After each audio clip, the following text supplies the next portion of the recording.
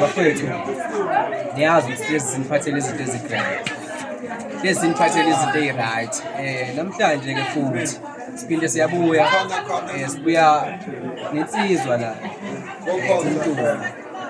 uphiwa inkosi. Abaningi bayamazi, abanye bazothi uma bembona bese ngathi khona la engimazela khona. Sofika lapho vele umazela khona la umazela khona uyabonakala kumabonakude. Mfowethu, siyakubingelela phela. No, siyaphila Mntungwa. Silana-ke namhlanje sisendaweni yakabisi bese ubungazusuku kamazala nokuthi ube number 1 kuZulu level kulokhuzane yamatshitshi, so okuyinto enkulu kakhulu leyo. So athini amazwi akho mfethu kwisimo esifana naleso? Cha, ngithanda ukubingelela ngoba umazaza ngijabule. Mina ngijabule ngokuhamba umhlaba. Umuntu-ke kangakazi ngembona umhlaba, kodwa uthe uma sephuma esikoleni ngambona ehamba umhlaba ngathi into enhle-ke leyo ukuthi amatshitshi siwazi-ke kuqala lapho ukuthi aqala vele seqedile esikoleni isikhathi hamba nendlela yokutshintsha. Kodwa-ke inhle le nto engimaziyo futhi ngiyambonga ukuthi uphumelele. No bafowethu, uMntungwa lo abaningi bayamazi, ngeke ngachaza. So mfethu, sesizwile iy'bongelo zikamazaza, sesifuna ukungena kwigalelo lakho mfethu. Yabo njengoba ngila iy'ntwana ey'ncane igcwele around thina, because yabona ukuthi nangu umuntu esike simbone nomuntu ngathi siyamazi. So mfethu, ungachaza kula bantu abake bakubona?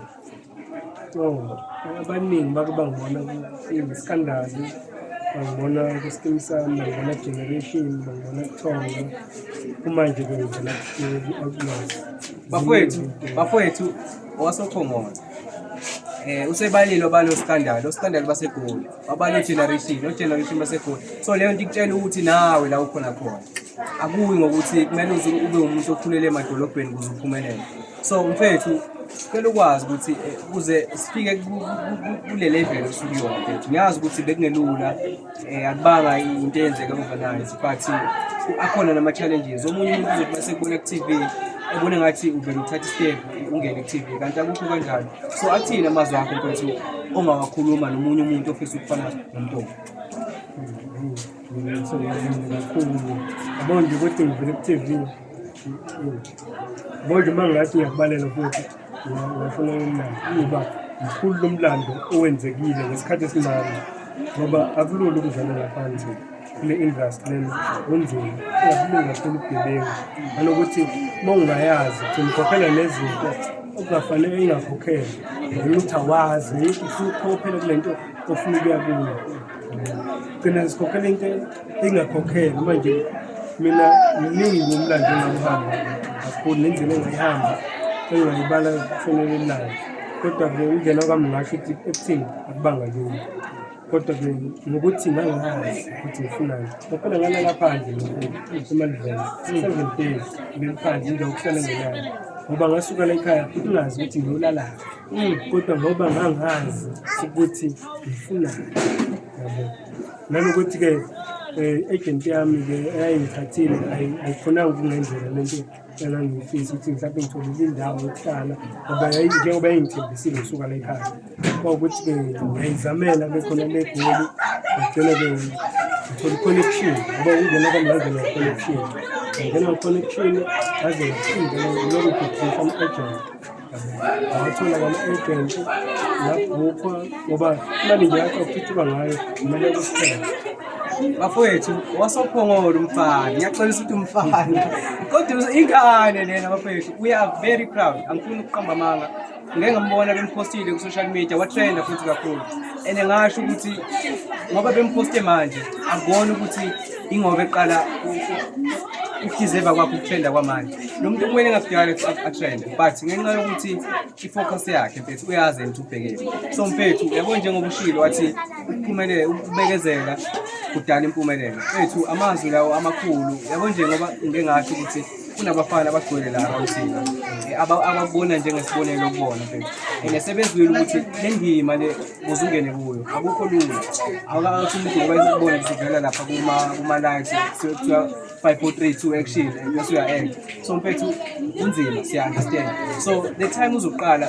uthole ikhono ukuthi namhlanje uya kwi-casting yakho yokuqala i-feeling yakho yaba kanjani mfethu? Cha, ngajabula ukuthi casting kuba kuvela ushaka yabona iyona into eyangenzeka kushaka yakhulisa bafethu umkhathi uthi uvele kushaka yazi nina kade ndanikho anizwa lo muntu uvele kushaka ushaka lo esubona ku TV nangu wasophongolo manje ngisakho ukuthi wasophongolo and si proud ngayo uvele kushaka so mfethu after usuvelile kushaka kwaba kanjani kuwena experience mhlawumbe lokuthi ikhona indlela ubona ngathi impilo yakhe yashintsha ngakhona? Cha, ngibonile ukushintsha kwempilo yami yabona uvela kushaka ubuntu ebuhlungu engakahle ngicabanga ukuthi ngiyavela ngibona TV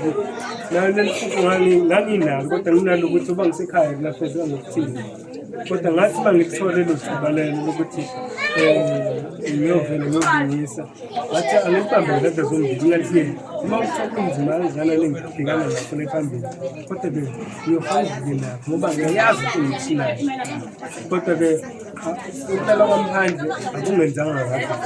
ngoba begoma baze bakhiphe imoto bathi benze ngibuyele emakhaya ngasibele ekhaya ngathi-ke mina ekhaya ngoba le nto le ngeke ngikwazi ukuthi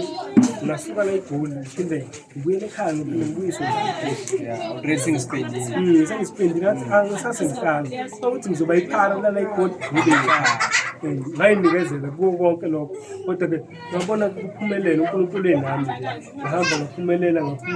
ngabona ngithuthuka yabona nje manje ngicela khona isitori efanele sibuke okuthiwa uxolo ngithembele umuntu kuthiwa nje uxolo ngikhona ke lapho ngomlingisi Okay bengathanda ukunesidingo nesijabulele so ngifuna sisiphinde igama lakho ukuze sonke sizokwazi uma sisigubhisha singagubhishi into wrong uthe yini esibhale ukuthi nje uxolo film short film bafethu nezwela wasophongolo use-act uba leyo generation abalo scandal kuningi so bafo yabo nje manje ngoba senza le interview yethu sikhona izinto sisibabhekise so ngoba senza le interview yethu ukhuluma nje recently bekhuluma ama-results kaMthweni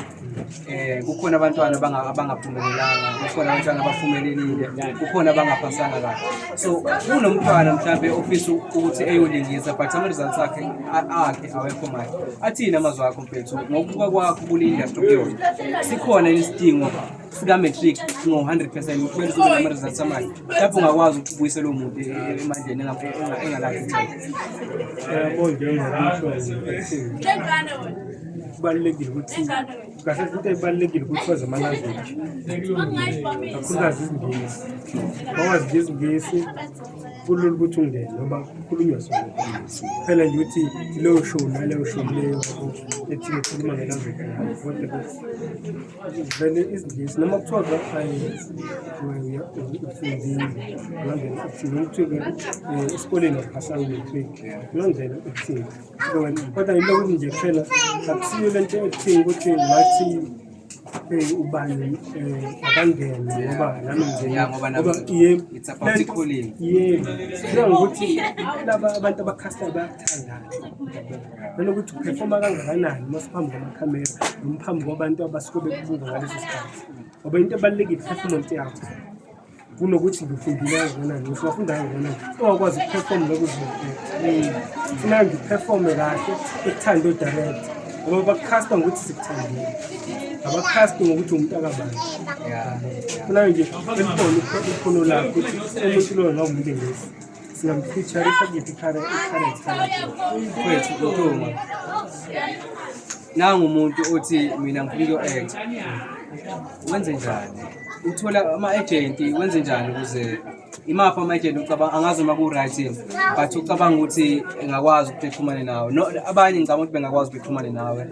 ungakwazi ukuthi kunabantu abathi mase bephumelele bengafuni ukudla information but bekwazi ukuthi befise ukuthi nomunye umuntu obukela kuwena because baningi yabo njengoba belala abafana abancane uyisibonele esihle khona so sifisa ukwazi ukuthi mhlawumbe mangathi ukhuluma nomuntu ofuna uku-act yini ongathi akayenza kusukela manje Bongi engayisho ukuthi akayitiye yaboma ngokuthi kuyeke ngifunda yonke emayelana nokuthini ongayitiyethe kuthenga ama-theatre akhokhela uhambe ngamaklasi acting khona esike sayivula la kodwa khona namdlalo amaklasi angena ngamali asasekhona manje lokuthi manje kade ngadinga kuya khona kodwa benginakho ubavakashela ngaphuphuzela kodwa-ke isasekhona ngoba ayikakazi so kukhanye i-titanium sekodwa lokuthi kwasuke uhambe udirector wethu kuThusi Nenkosi uyafunda engenanjani okay ngiyamkhumbula kodwa nje ikhona abantu abahamba amaklasi mabekuthi banothando ngoba ngeke uzuyenze lento ungayithandi wayenze ukuthi ubona kubani ngeke uzuyenze ngoba inzima zemsebenzi ukhatha balapha beze bekutshela ukuthi phuma sicela ukungena omunye bayakutshela cha kodwa ayibona ngibisela sekufanele manje-ke bethola omunye umuntu ozokureplace ngoba kureplace lula nje bafowethu ukhuluma umuntu ovela kumabona ovela ku-TV ovele kwiskandali ngizokugcizelela lokho kukancane ukuthi uPhongolo sithola abantu abaphumelele kanje bephinde bebuye bezosingatha abantu abafana noMazaza abasendaweni ebukeka sengathi incane ebukeka sengathi idelelekile so bafowethu ngicela simsupport ey'nkundleni zakho zokuxhumana mfethu la abantu abangatholwa khona bathola ey'nkundleni zokuxhumana ziyatholakala ku-TikTok ngiphiwa Khumalo TikTok ngiphiwa on age 26 TikTok ku-Facebook ngiphiwa Inkosi Khumalo ngilokhuza page futhi-ke ikhasi lami la-Facebook elinye ngiphiwa S Khumalo ku-Instagram ngiphiwa Khumalo Instagram manje ngasisha kanjalo nje bafowethu siyabonga kakhulu isikhathi senu ukuthi nisilalele la besiphethe umtunga insizwa nje akhona la uPhongolo ekuyabonakala endaweni eningi uvele kushaka into esanda kwenzeka nje recent I think kuzoshuthwa futhi season 4 not sure even season 4 number 3 season 3 wenza season 3 manje so uvele kushaka bafethu ushaka lo odlala kwi-TV esiyikhokhelayo so bafethu siyambongela kakhulu mfethu athini amazwi akho okugcina abantu basoPhongolo nabanye abantu abakusapothayo cha ngiyabonga kakhulu abangisapothayo nabantu abangithandayo uPhongolo bengingazithanda kangaka bangithanda basoPhongolo bayawuthanda umsebenzi wami mina bengithi ngiyiyeka lento acting kodwa-ke ngokuthi ngibona ukuthi abantu bayakholelwa kulento engiyenzayo ngiqhubeke ngiyenze ngakho mina futhi ngiyabonga kakhulu basoPhongolo ngiqhubeke kanjalo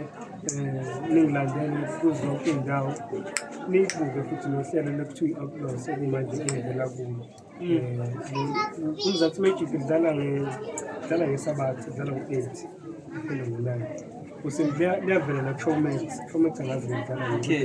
imali mfowethu ukukhatha awuphinde uyiphinde ufuna abantu beyibuka ngenkani lento bengayikhohlwa uthi yini i-Outlaw season 2 lizwile bafethu i-Outlaws season 2 idlala ngolwesingaki idlala ngeSabatha umgqibelo lo weSabatha isikhathi 8 wasekuseni noma sekwantambama bafowethu Outlaws idlala njalo ngeSabatha ngo-8 ntambama ngicela ukuthi simbheke umfowethu wasoPhongolo si-proud ngayo masibona abantu abenza kanje abaphumelelayo uPhongolo bephakamisa indawo yakithi siba very very proud siyabonga kakhulu apha emakhaya